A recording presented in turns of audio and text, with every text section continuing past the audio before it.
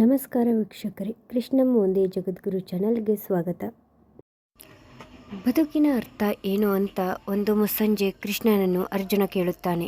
ಕೃಷ್ಣ ಏನೂ ಹೇಳದೆ ದೂರದಲ್ಲಿ ಹಾರುತ್ತಿದ್ದ ಹಕ್ಕಿಯನ್ನು ತೋರಿಸಿ ಅದನ್ನು ಹೊಡೆದು ಉರುಳಿಸು ಎನ್ನುತ್ತಾನೆ. ಅರ್ಜುನ ಅದನ್ನು ಕ್ಷಣಾರ್ಧದಲ್ಲಿ ಹೊಡೆದು ಉರುಳಿಸುತ್ತಾನೆ. ಕೃಷ್ಣ ಹೇಳುತ್ತಾನೆ, ಆ ಹಕ್ಕಿಯ ಸಾವಿಗೆ ಕಾರಣವಾದದ್ದು ನಿನ್ನ ಪ್ರಶ್ನೆ. ಅಲ್ಲಿ ಆಕಾಶದಲ್ಲಿ ನಿರುಮ್ಮಳವಾಗಿ ಹಾರುತ್ತಿದ್ದ ಹಕ್ಕಿಗೆ ನಿನ್ನ ಪ್ರಶ್ನೆಯಾಗಲಿ ನನ್ನ ಉತ್ತರವಾಗಲಿ ನಿನ್ನ ಕ್ರಿಯೆಯಾಗಲಿ ಗೊತ್ತಿಲ್ಲ. ಹೀಗಾಗಿ ಅದರ ಸಾವು ಕೂಡ ಅನಾಯಾಸ. ಒಂದು ವೇಳೆ ನಮ್ಮ ಸಂಭಾಷಣೆ ಎನ್ನುವುದು ಕೇಳಿಸಿಕೊಂಡಿದ್ದರೆ ಆತಂಕ, ಭಯ ಮತ್ತು ತಪ್ಪಿಸಿಕೊಳ್ಳುವ ಹಪಾಹಪಿಗೆ ಸಿಲುಕುತ್ತಿತ್ತು. ನಾವು ಅಷ್ಟೇ, ಜೀವನದ ಅರ್ಥ ಹುಡುಕುತ್ತಾ ಹೋದಂತೆ ಆತಂಕ, ಭಯ, ಯಾವುದರಿಂದಲೂ ತಪ್ಪಿಸಿಕೊಳ್ಳುವ ಹಪಾಹಪಿಗೆ ಸಿಲುಕುತ್ತೇವೆ. ಹಾರುತ್ತಿರಬೇಕು, ಬಾಣ ಬಂದು ಬೀಳಿಸುವ ತನಕ ಆಕಾಶ ನಮ್ಮದು.